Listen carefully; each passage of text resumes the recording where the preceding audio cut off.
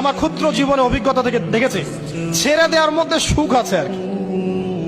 মনে করেন কেউ আপনাকে গালি দিয়েছে, তো আপনি অনেস্ট, আপনি সৎ এবং আপনি কোনো অন্যায় করেননি, আপনি মাজলুম, তারপরেও আল্লাহর সন্তুষ্টির জন্য ছেড়ে দিলে, আচ্ছা ছাক, কিছু দিচ্ছে, বান ওকে কিছু বললাম না, ছেড়ে দিন। এই ছেড়ে দেওয়ার মধ্যে যে এত সুখ, এটা আপনি বুঝতে পারবেন না। এই সুখটা উপলব্ধি করেছেন স্বয়ং রাসূল সাল্লাল্লাহু আলাইহি ওয়াসাল্লাম। মক্কা বিজয় দিন ওই যে বহু মানুষ এসে কি বলেছিল, ভয়ে কাঁপছে যে রাসূল সাল্লাল্লাহু আলাইহি ওয়াসাল্লাম তাদেরকে আবার মৃত্যুদণ্ড দেন কিনা, আছে না? আল্লাহ নবী বললেন যে লা তাসরিবা আলাইকুমুল ইয়াউমা, তোমাদের উপর আজকে আমার কোনো অভিযোগ নাই, ওয়া আনতুমুত তুলাকা, তোমরা মুক্ত, যাও, ছেড়ে দিল। এটা শান্তি। ইউসুফ আলাইহিস সালামের ভাইরা কুয়াতে ফেলে দিয়েছিল না, সেখান থেকে মিশরের বাজারে, সেখান থেকে রাজপ্রাসাদে, সেখান থেকে জেলখানায়, জেলখানা থেকে রাষ্ট্র ক্ষমতায়। কি লাইফ ট্র্যাজেডি, লাইফের ট্র্যাজেডি দেখেছেন?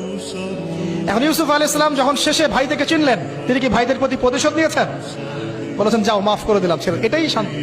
আল্লাহর জন্য ত্যাগের মহিমার মধ্যে শান্তি আছে। আল্লাহ পাক আমাদেরকে ত্যাগ করার তৌফিক দান। তাই বলে সব জায়গায় আবার ত্যাগ করা যাবে না, এটাও মাথায় রাখতে হবে। বুঝতে পারছেন না কথা? মনে করেন যে আপনার পরিবারে আপনার বোনকে কেউ টিস করেছে, নাউজুবিল্লাহ, ছেড়ে দিব?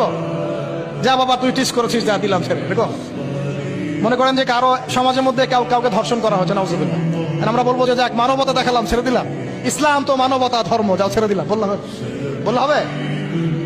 সব জায়গায় ইসলাম মানবতা শেখায় নাই, কারণ কোন কোন জায়গায় মানবতা না শেখানোটাই ফরজ। একজন চোরের উপর আপনি কি মানবতা দেখাবেন? একজন ধর্ষকের উপর আপনি কি মানবতা দেখাবেন যে আরো ধর্ষণ কর বাবা, যা, উৎসাহ দিবেন?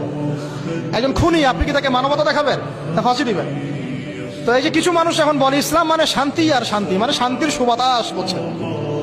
ওরা ওই যে ইসলাম থেকে বদর, উহুদ, খন্দক, খায়বার সব কাট করে ফেলছেন। এগুলো ইসলামে নাই।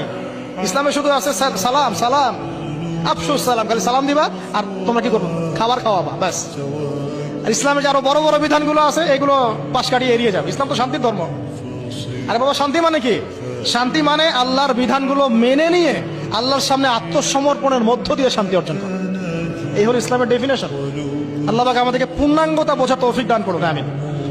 হ্যাঁ, যেটা বলছিলাম প্রিয় ভাইরা, অন্যের কষ্ট উপলব্ধি করে আমরা সারা বছর অন্যের স্বার্থকে অগ্রাধিকার দিব। যদি আমাদেরকে কেউ কষ্টও দেয়, আল্লাহর ওয়াস্তে মাফ করে দিবেন, তবে যেখানে মাফের কোনো সুযোগ নাই সেখানে মাফ করতে যান। আল্লাহ পাক বোঝার তৌফিক দান।